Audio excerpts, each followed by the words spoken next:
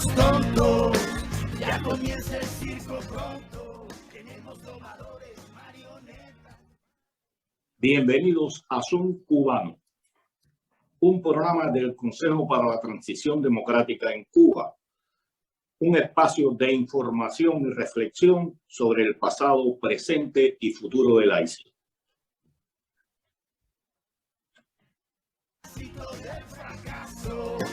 Regalando una sonrisa y vendiendo abrazos, venga, para hacernos una foto.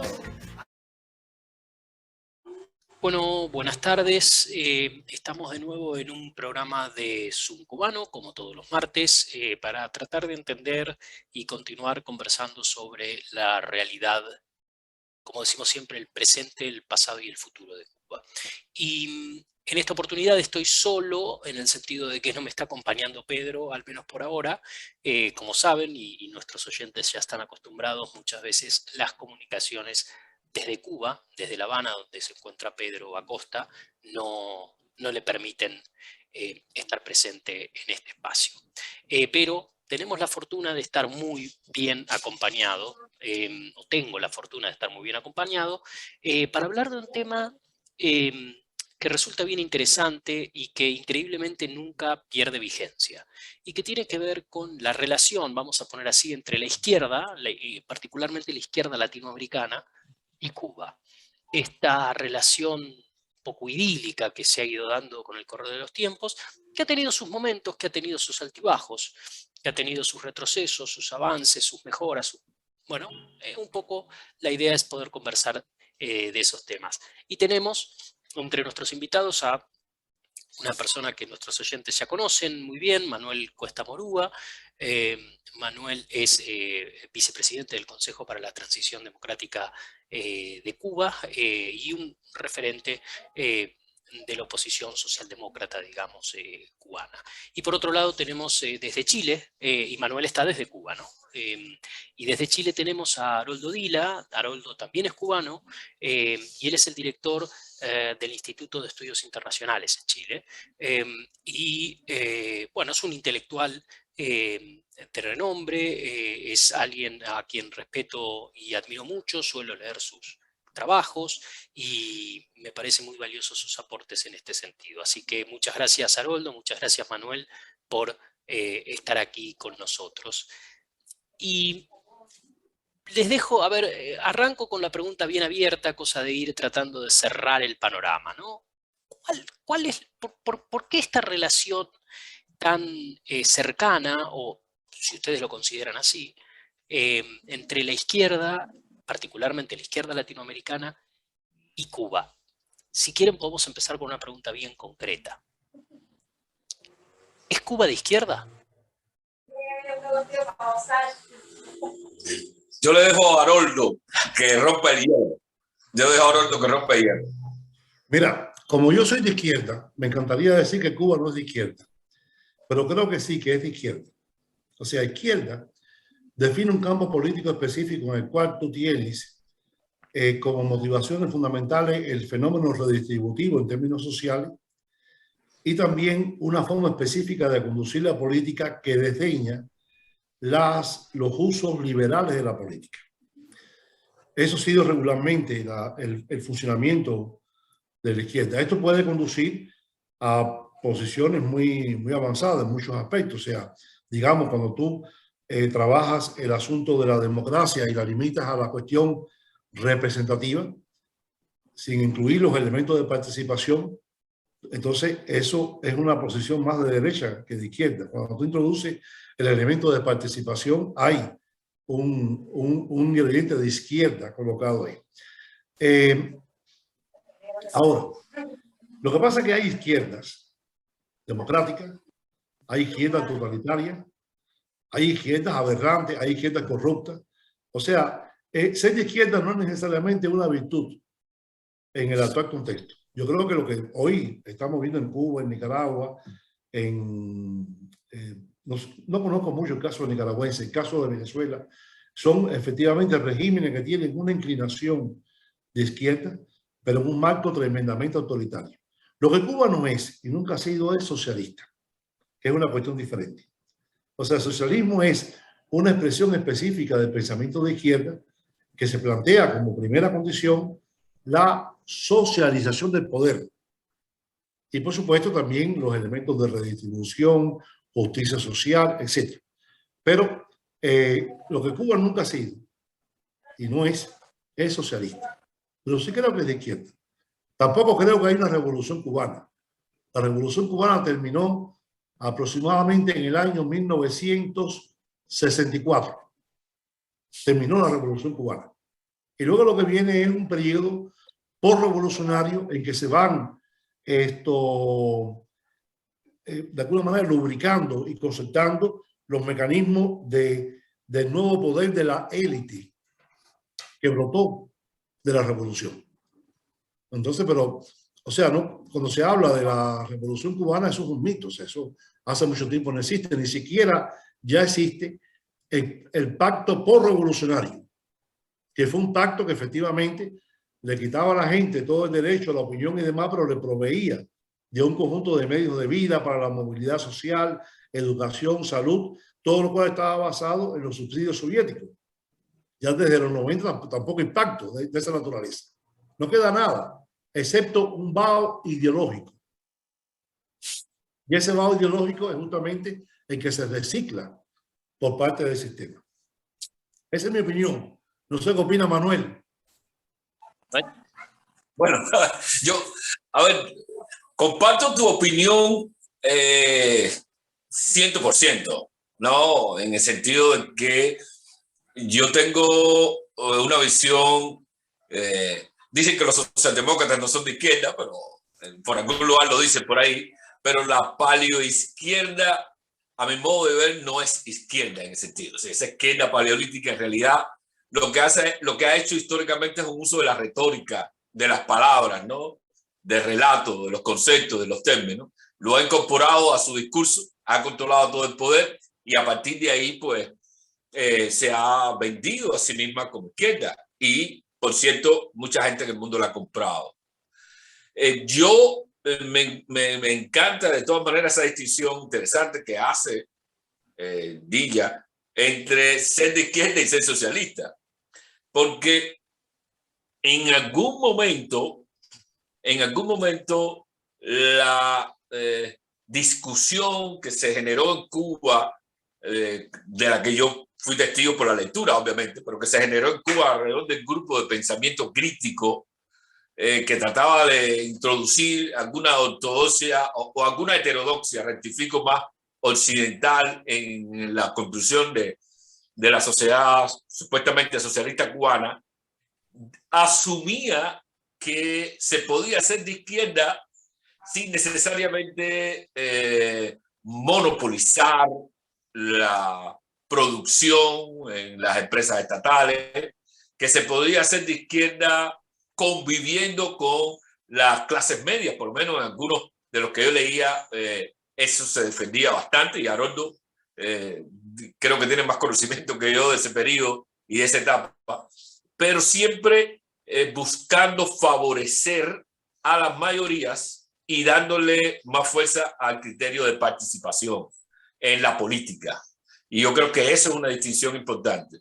Sí que podría llevar a la izquierda a ciertos sectores, pero no necesariamente a la idea del socialismo que se importó de la ex Unión Soviética y por supuesto de todo el campo de la Europa del Este. Pero coincido plenamente con este otro matiz de las últimas lecturas, que yo creo que la vestimenta de toda la vestimenta de izquierda, a mi modo de ver, lo que reprodujo a lo largo de todos estos años, y ese concepto de la élite que muy bien define Dilla, significa o implicó una especie de reproducción de modos colonialistas, de modos hispánicos de controlar la sociedad.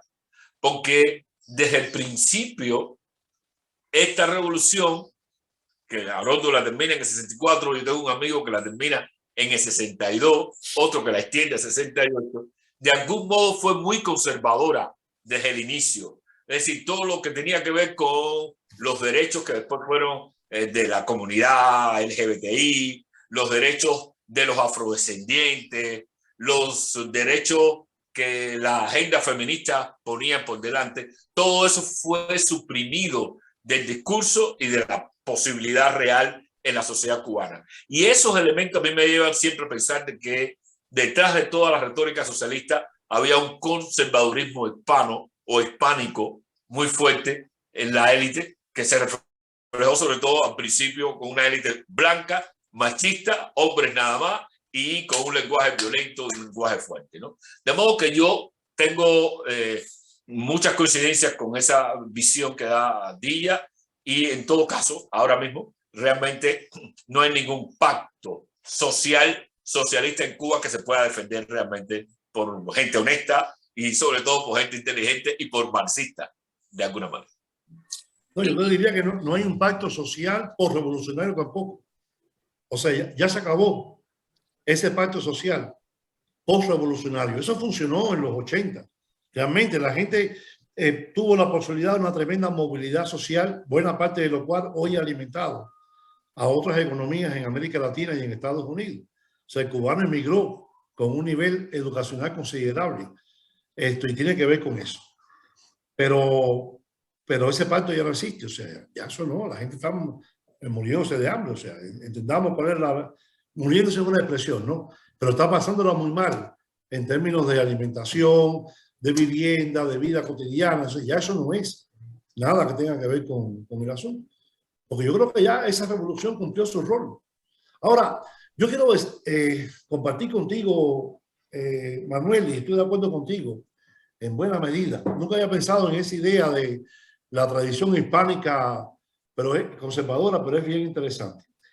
Ahora, yo creo que eso además nos coloca a nosotros para comprender por qué motivo la izquierda continental hoy está repudiando cada vez más estas experiencias.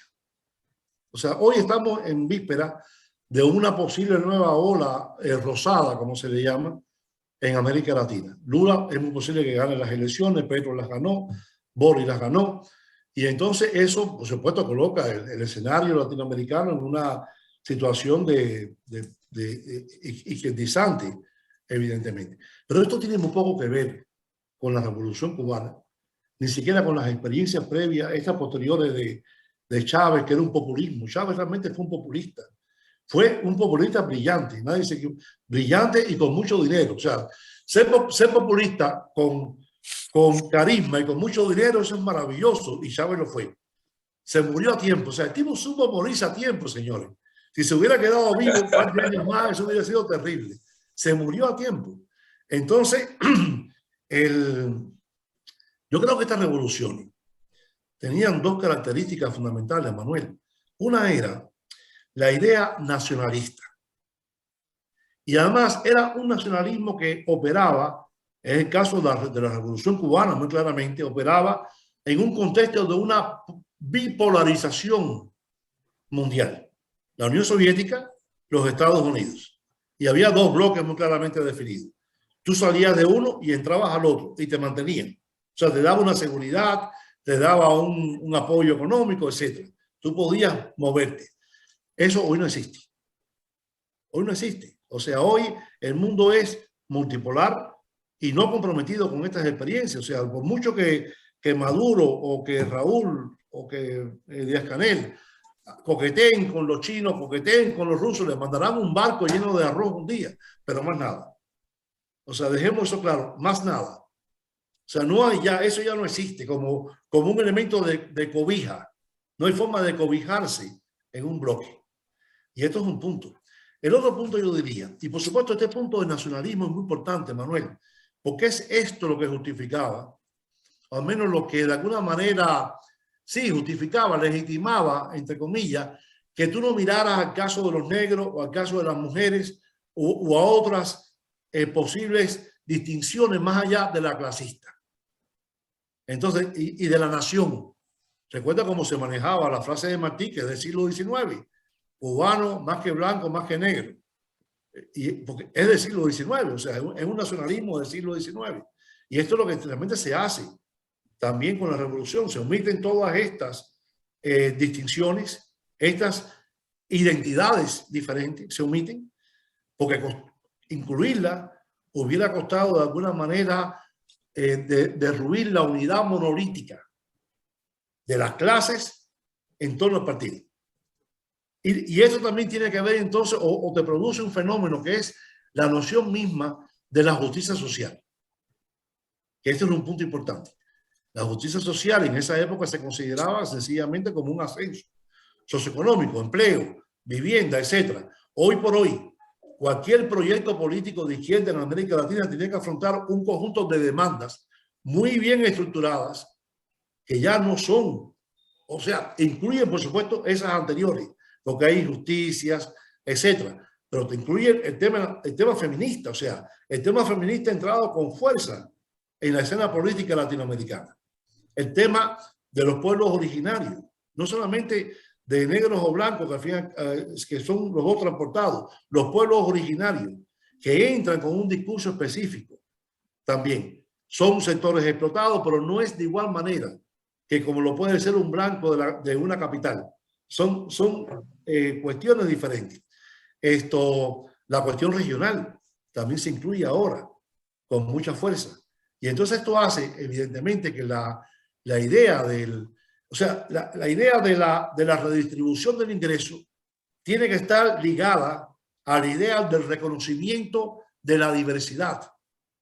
Reconocimiento y redistribución. Ahí están los dos polos inevitables de cualquier proyecto revolucionario, de cualquier proyecto de cambio que se produzca, perdón. Incluso también si fuera revolucionario, pero no creo que hoy el rupturismo sea una cualidad de estos movimientos. No, porque esto ha tenido muchos costos y porque además queda claro que en un mundo globalizado hay que volver al viejo Marx, que ahí te gusta mucho leerlo, Manuel, cuando Marx hablaba de que al final la superación del capitalismo tenía que ser universal y no podía ser en un solo país. La idea de la superación capitalista en un solo país es un invento de los rusos, del partido bolchevique. Pero esto no era la idea original del asunto. Tú puedes superar el capitalismo, que es una idea muy importante. No es derrocarlo sencillamente, es superarlo. Y es como Marx lo veía. Y para hacerlo, te tienes que tener una opción mejor que esto. Y esa opción tiene que ser global. Y hoy por hoy se pone más que nunca, como desapareció el mundo bipolar y no hay cobija para nadie, entonces tú tienes que optar por un proceso no disruptivo, sino de transformaciones paulatinas que vaya acercando las metas de la justicia social, que vaya acercando las mesas de reconocimiento de la diversidad, de una democracia que no puede seguir atada únicamente a las cuestiones de la representación parlamentaria y tiene que implicar la participación de la gente real en los procesos de toma de decisiones. O sea, para hacer todo eso, tú realmente requieres una evolución y una metamorfosis, como decía Morán. Los grandes hechos de cambio en la humanidad se han producido por metamorfosis, no por ruptura, decía Edgar Morán. Y tenía mucha razón. Realmente es así. Pero bueno, eso es para provocarte nada más, Manuel. Eso es para provocarte, para que tú me discutas ahora. No. La verdad que la conversación está muy interesante, no quiero ni intervenir. Manuel, por favor, si querés... No, me parece muy bien.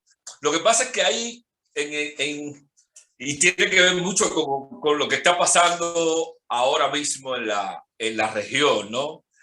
Hay una nueva ola, vamos a decir, de izquierda, ¿no? Después de la ola que inició Chávez, casi en los albores del 2000, hay una nueva ola de izquierda. Sin embargo, yo noto que en esta nueva ola de izquierda, con muchas dificultades, tratan de asimilar o de asumir una asignatura pendiente o varias asignaturas pendientes, ¿no? Es decir, perfectamente de acuerdo con el tema de la identidad, el tema de la representación del pueblo originario. Eso evidentemente tiene que ser, si no América Latina no logra absolutamente integración en sí misma. Pero yo creo que hay una especie de asimilación de un viejo tema que tiene que ver con las libertades fundamentales y los derechos humanos, que ha sido quizás el punto de coincidencia aunque sea muy distinta, pero que ha sido el punto de coincidencia entre las izquierdas en América Latina y la llamada Revolución Cubana, que ya Haroldo Díaz y yo aquí estamos de acuerdo en que terminó cuando terminó, ¿no? Otros sí, pero en todo caso yo creo que hay un punto ahí en que estas izquierdas de América Latina no asimilaban los derechos humanos como parte de su política, de su agenda. Bueno, estaba ahí, pero no eran parte central. Y ahí, por supuesto, el gobierno cubano se sentía realmente cómodo, porque el discurso de la participación, el discurso de la distribución o redistribución social de la riqueza en un país pobre como en Cuba, eran puntos de mayor imantación y de mayor contacto entre estas izquierdas. Y el punto, por supuesto, del nacionalismo y el anti-norteamericanismo. Ahora esta nueva ola, yo escuché y he seguido más o menos a Boric, habla de derechos humanos y ha criticado directamente al gobierno cubano en ese sentido. El Petro no ha sido tan evidente, pero por el diseño que lleva de pacto histórico, han muchos pensado que el pacto histórico era un pacto histórico de la izquierda y parece que es un pacto histórico de Colombia, porque está conversando con la derecha, está incluyendo a representantes de otras fuerzas políticas, tuvo ese diálogo con Uribe que de momento sorprendió a casi todo el mundo, concitado por el mismo Petro. Es decir, que yo creo que se va asumiendo en este nuevo momento, se va asumiendo la idea de que los derechos humanos deben ser parte instrumental del discurso político y de la política de este nuevo momento, y al mismo tiempo las libertades fundamentales, el Estado de Derecho. Es decir, ese ABC, esa obviedad del liberalismo político que tradicionalmente la izquierda ponía a un lado. Y ahí dentro, me gustaría que esta conversación un poco Díaz me diera su perspectiva, ahí es donde yo veo que esta izquierda asume la diversidad social, la diversidad de identidades, pero también asume el pluralismo político como parte del diseño de la democracia en este momento, ¿no? Y probablemente por ahí haya una tensión que no sé yo si se resuelva favorablemente a la larga, digamos, en dirección a los discursos más tradicionales de la izquierda. Porque yo estoy viendo, por ejemplo, y en esto yo creo que es importante dejar claro que no tiene nada que ver con lo que está pasando en Cuba, ¿no? Quizás por eso no ha habido tanto entusiasmo, porque la gente tiende a decir, este momento de izquierda de América Latina es un buen lugar de cobijo para el gobierno cubano. Yo no lo veo tan así, ¿no? Pero en todo caso, yo estoy notando algo que es interesante y que probablemente Díaz me pueda aclarar y que marca una diferencia importante. Chile ahora se aboca a una nueva constituyente o a una nueva constitución. Ya la constituyente como que terminó. A una nueva constitución que debe ser sometida el 4 de septiembre a un referéndum.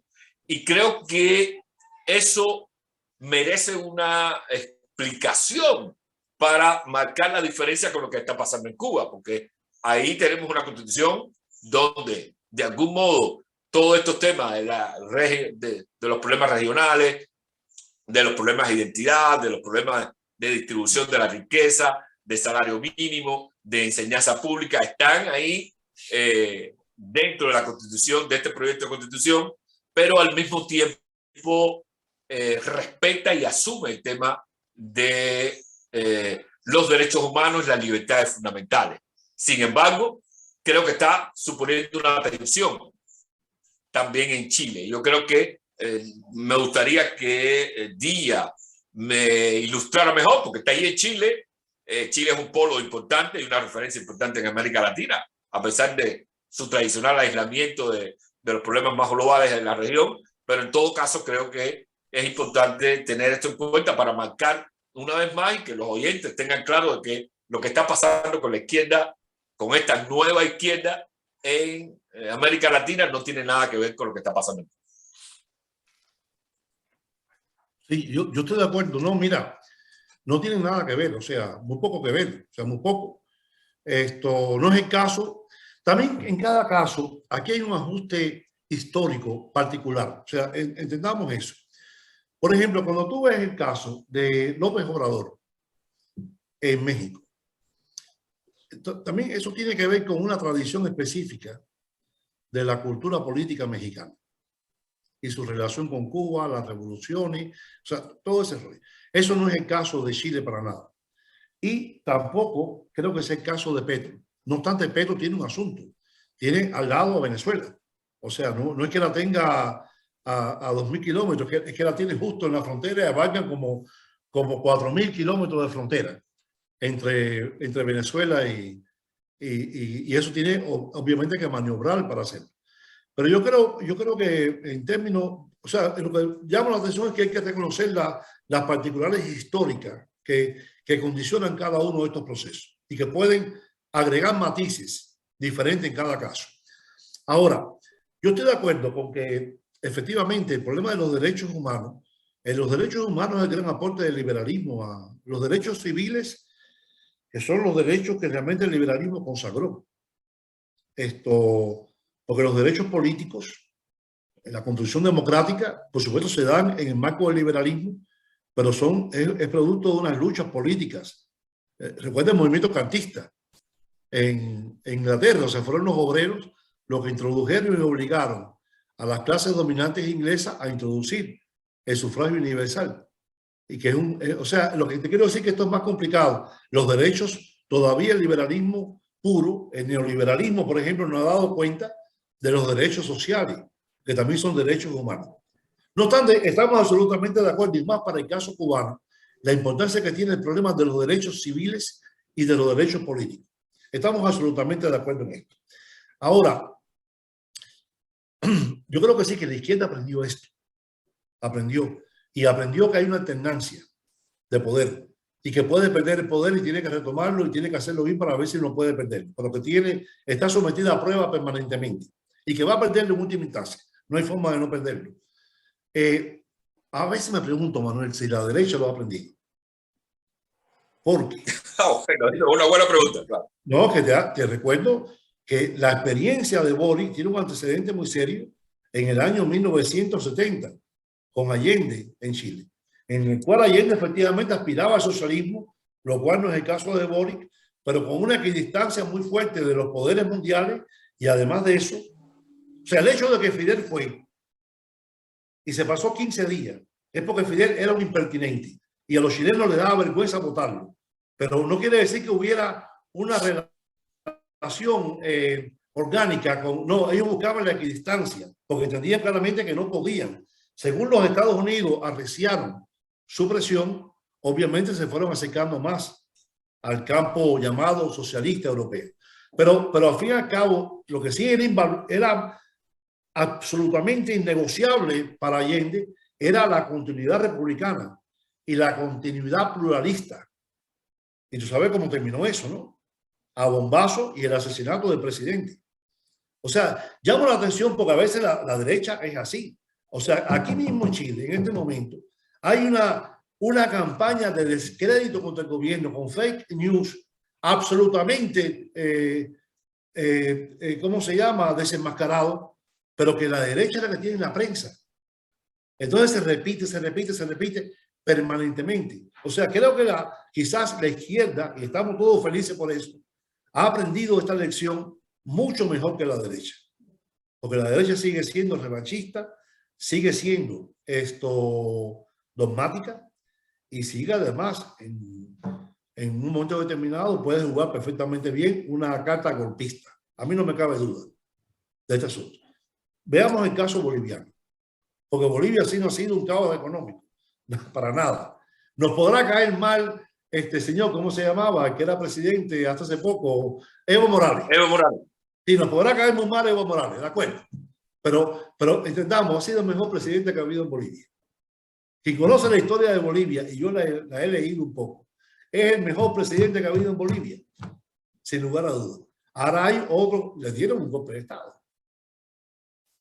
A margen de sus errores, haber pretendido postularse otra vez, lo cierto es que en las elecciones le dieron un golpe de Estado. Lo que pasa es que sencillamente la presión democrática fue mucho mayor y tuvieron que dar marcha atrás, volver a convocar elecciones. ¿Y quién ganó? El partido de Evo Morales. O sea, lo que te quiero decir es que esto no es una historia de buenos y malos, sino una historia de errores y de aprendizaje. Y posiblemente la izquierda ha aprendido más que la derecha en este contexto, por lo menos esta izquierda. Quiero decirles una cosa, porque esto va para un público cubano y puede ser interesante. Ustedes recordarán que en un principio los dos candidatos de la izquierda que estaban dirimiendo en primaria, saben que primero la izquierda llevaba dos candidatos, llevaba varios, pero había dos que eran los más fuertes, y había unas primarias, era un miembro del Partido Comunista llamado Daniel Jadwe y Boric, por el Frente Amplio. Y el día que se produjo el debate final, en el cual Jadwe estaba por encima de Boric en intención de voto, y por tanto podía ganar la primaria, fue un día después del 11 de julio. O sea, de las manifestaciones populares en Cuba. Un día después. Por tanto, el tema salió. El tema salió. Y la respuesta de Boric fue muy clara.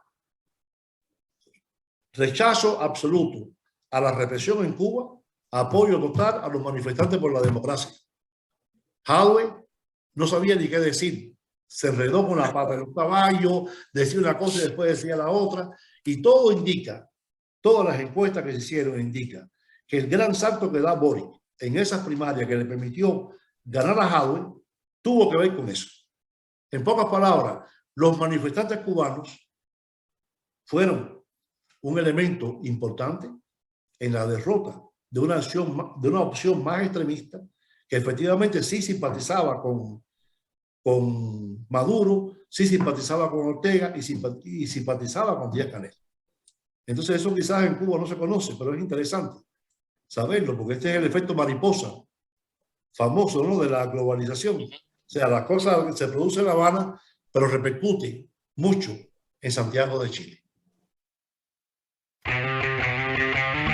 Tantos comunistas, tantos arribistas, tantos chivadones, tantos buenevistas, tanto engaño, tanta la locura, son tantos los años que el miedo es cultura. Bueno, para Ricardo, no toquen la tribuna, cuando la mentira de la dictadura.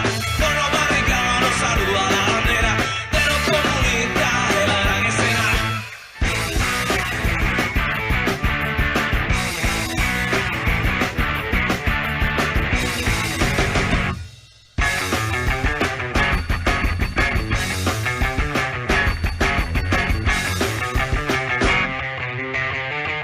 Yo ya perdí el miedo, yo ya caí preso y ya solo me quedan unos cuantos huesos. Desde aquí arriba el tirano te mira, está siguiendo el juego para que nos oprima. No sigo la tendencia del grupo tendencia, me hace vomitar tanta reverencia. No tengo que ganar, nada que perder, siempre lucho así contra el poder.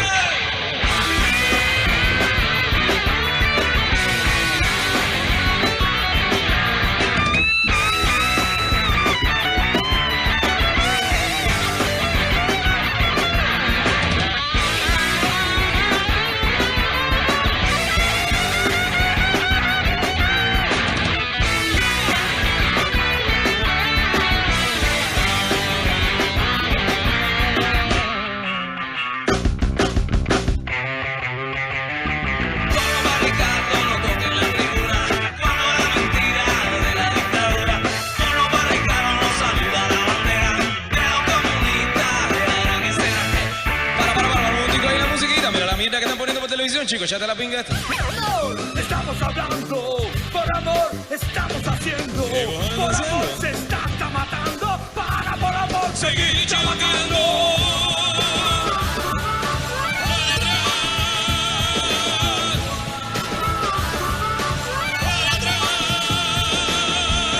Bueno, para Ricardo, no toquen la tribuna, cuando la mentira de la dictadura.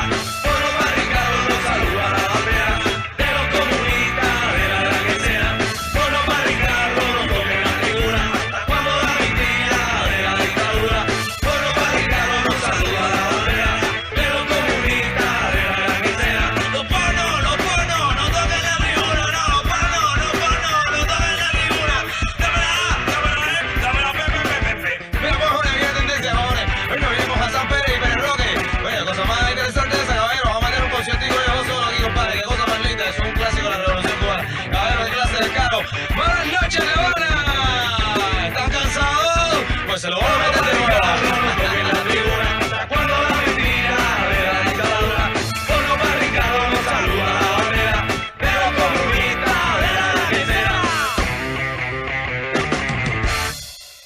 me gustaría traerlos un poco nuevamente a la izquierda latinoamericana.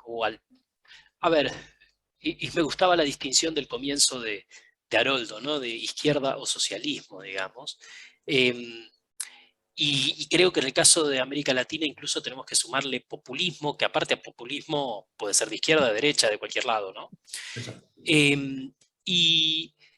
Y entonces pensaba en este mapa que nos hacían recién de los cambios políticos en América Latina, si se está dando...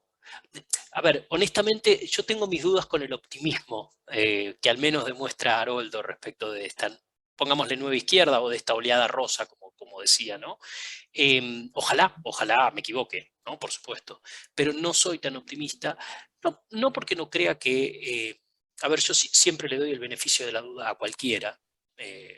Me parece que hasta que no toman las medidas y no empiezan a gobernar, no tiene mucho sentido juzgarlos, ni bien ni mal. Pero decía, tengo mis dudas, pero sí me parece muy interesante lo que planteaban recién, que tiene que ver con esto de que, claro, también hay que conocer y tener presente las cuestiones nacionales, ¿no? No es lo mismo ser de izquierda en Colombia, no es lo mismo tener un discurso más socialista, digamos, más socialdemócrata en Colombia o en Chile. Y fíjense que casualmente son dos países que probablemente, digamos, tengan una tendencia histórica reciente, un poco más hacia la derecha, y por eso esa distinción que hacía Haroldo de que no es lo mismo la relación de Chile o Colombia con Cuba que la de México, ¿no?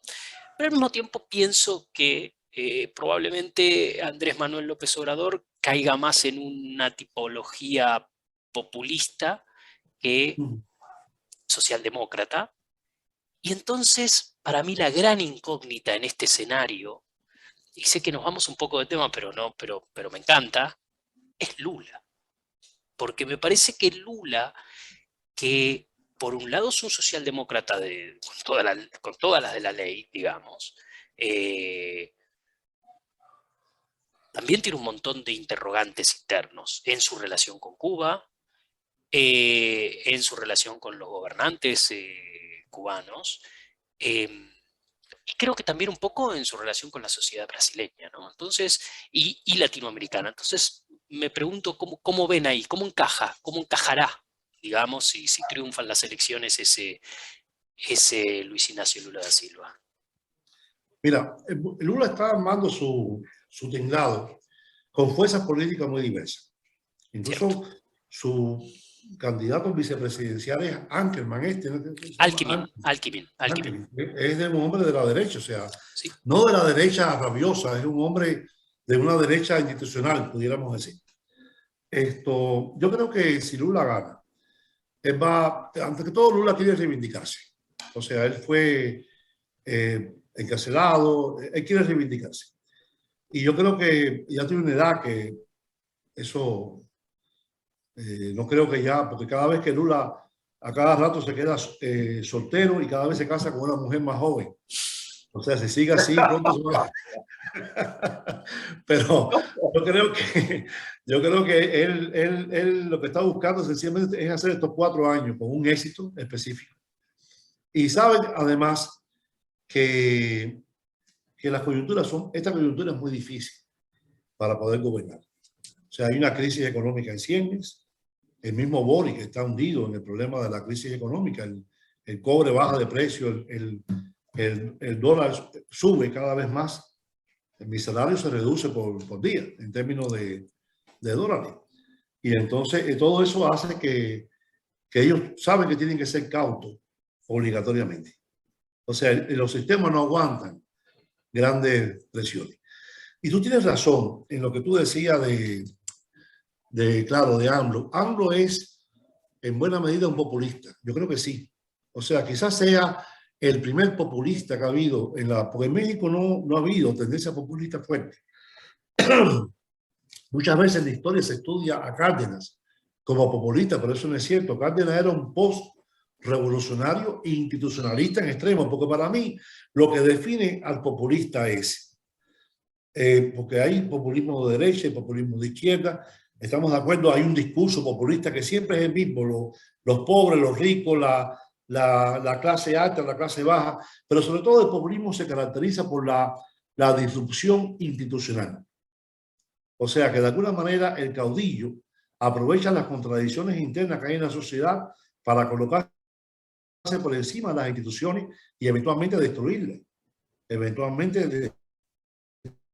Por eso que tú puedes identificar claramente a ¿cómo se llama? A Perón. Perón fue un populista clásico. El clásico populista fue Perón.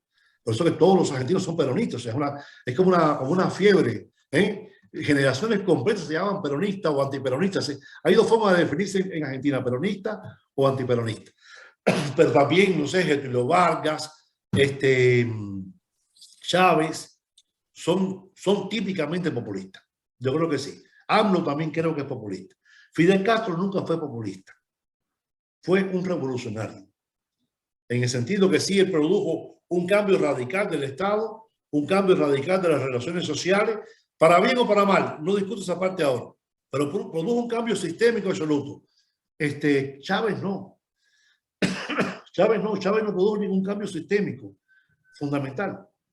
De hecho, gobierna con el mismo ejército que había antes.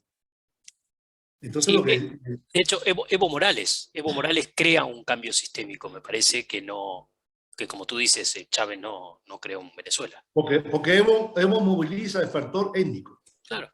O sea, el factor nada menos que la mitad del país, digamos, o un poco más. Claro, más de la mitad de la país. Entonces, sí, claro. Es un cambio, ahí está el cambio fundamental que hace Evo Morales. O sea, llevar a la población originaria a la política. Cosa que la revolución boliviana del 52, que es un dato muy importante. Para entender a Bolivia hay que entender que hay una revolución en el 52 que está dando lata hasta el año 80. O sea, cuando Che Guevara desembarca, va para Bolivia a hacer guerrilla, no se dio cuenta que tenía que enfrentar a un grupo militar que estaba en el poder, pero que no eran unos derechistas reaccionarios, sino eran gente que hacían reforma agraria, que hablaban quechua y hablaban aymara, que eso es vital para comunicarse. O sea, eran herederos de una revolución. Entonces llegaron de pronto los argentinos con 4 cubanos, se quedaron aislados enseguida. O sea, eso fue una cosa horrible, porque realmente esa era la Bolivia post-revolucionaria. Y Evo Morales, para entenderlo, hay que entender qué pasaba en Bolivia en esa época. Y cómo Evo Morales se monta en esa herencia frustrada de la revolución boliviana. Ahora, la revolución boliviana dejó la cosa a nivel del mestizo. El mestizo. Igual que la revolución mexicana del año 10. El mestizo era, no el blanco, sino el mestizo era la virtud. Lo que hace Evo Morales es colocar al indio como el factor. Y eso es un cambio fundamental en una sociedad, como tú dices. Más de la mitad de la gente son de pueblos originarios. Eso es real.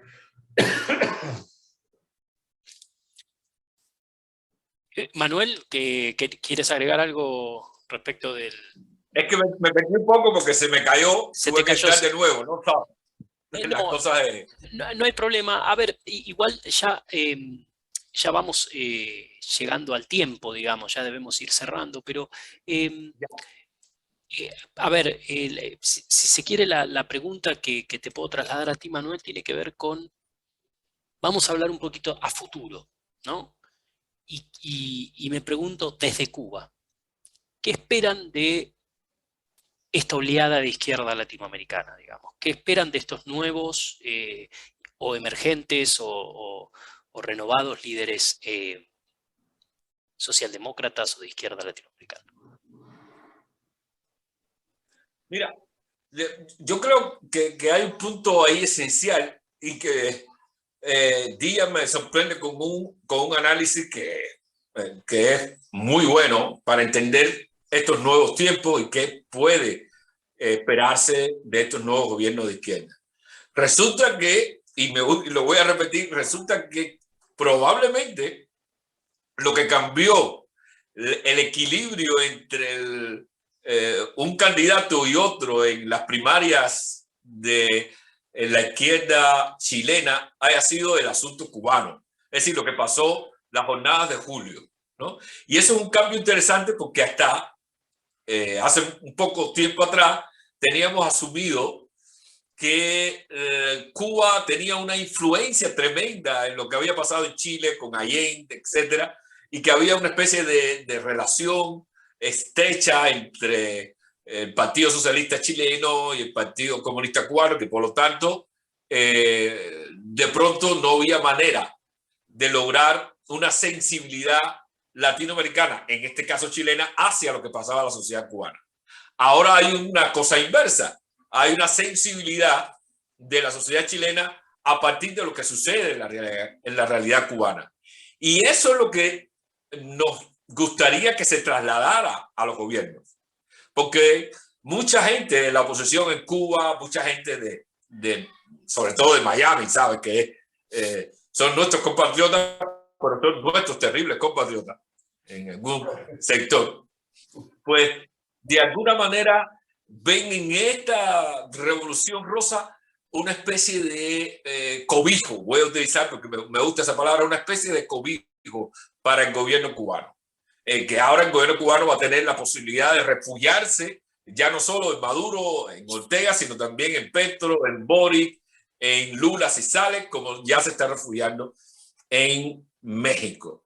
Y yo creo que la tarea pendiente y lo que esperaríamos de estos gobiernos es justamente que hagan valer esto que llamamos derechos políticos logrados muy bien por sectores populares, no solo en Europa, sino también en América Latina, y por supuesto los derechos civiles que han aportado la tradición política liberal en nuestro continente y también en el mundo. Que los gobiernos asuman justamente esto para que de alguna manera no sea una especie de nueva legitimación de un gobierno que no tiene legitimidad, como el gobierno de Díaz-Canel, porque todas estas izquierdas salen de las urnas.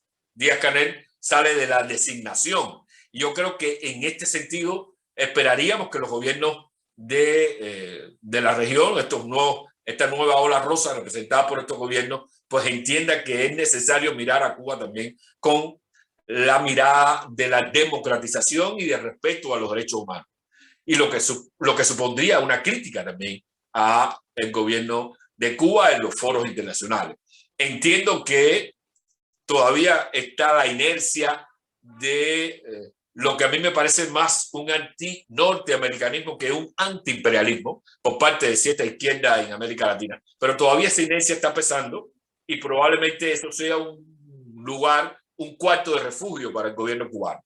Pero en todo caso esperaríamos que esta izquierda asuma este desafío, porque al final también en Cuba se están aplastando las nuevas agendas que representa esta izquierda. La agenda feminista está siendo reprimida en Cuba. La agenda de lo que podría... Los afrodescendientes de Cuba no son un pueblo originario, está claro. El pueblo originario de Cuba eran los indios acá, que fueron exterminados, pero es una agenda de...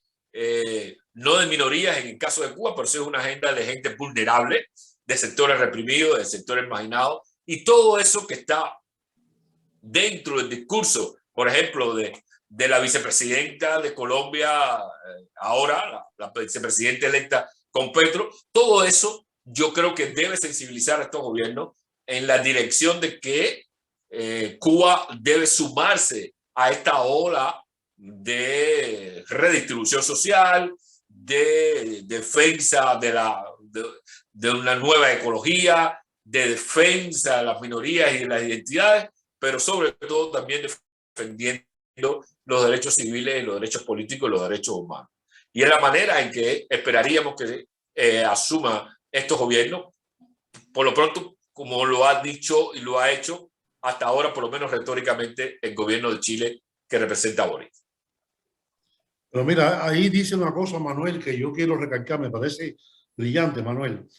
Porque es cierto, la inercia antiimperialista por lo menos da para no mirar. O sea, cuando la gente no mira a Cuba, pues los cubanos, los pobres, están fajados con los gringos. Entonces, como que no miran. Tienen un desastre allí, son terribles, pero están fajados con los gringos, no miran a Cuba. Pero la otra cuestión es la activación del movimiento de protesta. Evidentemente eso cambia completamente el escenario, ¿no?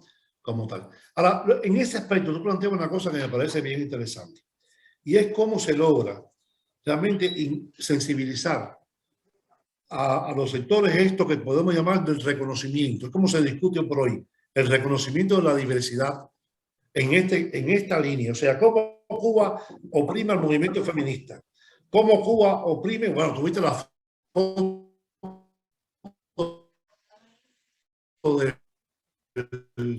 de la velorio, todos son hombres, o sea, es una cosa, se oye, ¿sí? Sí, es que hubo un ruido. Sí, Ya, sí, pero se escucha. Se oye bien, se oye bien. Ya. Entonces, tú te das cuenta que son viejos hombres blancos, los que están ahí parados. O sea, una cosa increíble. Pero yo creo que, o sea, la represión antifemenina,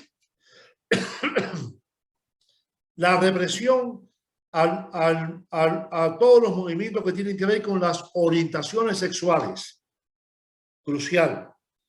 La represión contra la población negra o la población no blanca, o sea, no dominante en términos étnicos.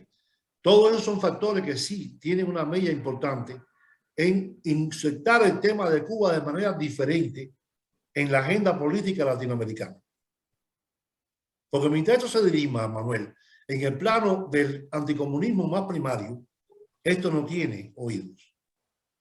A la vez que esto se coloque de esa manera diferente, y que es justo, y es cierto, no es inventarlo, es cierto, esto evidentemente crea interlocutores más diversos en el escenario político latinoamericano. Te felicito por esa idea, Manuel. Yo la verdad que los felicito a ambos, porque la verdad es que nos han dejado un programa que supongo que la audiencia debe estar esperando que dure 2 o 3 horas más. Lamentablemente dura solo 60 minutos y creo que hemos hecho un recorrido muy interesante que trascendió un poco incluso el planteo original del programa, así que les agradezco muchísimo el habernos acompañado y dejo, si les parece, abierta la invitación. Bueno, Manuel ya se habitúe del programa, pero a ti, Adoldo, para poder tenerte en futuros programas cuando puedas y por supuesto cuando así lo desees.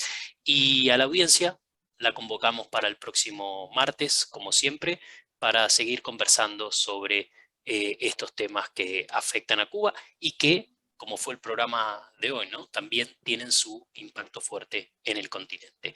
Hasta el próximo martes. Muchas gracias.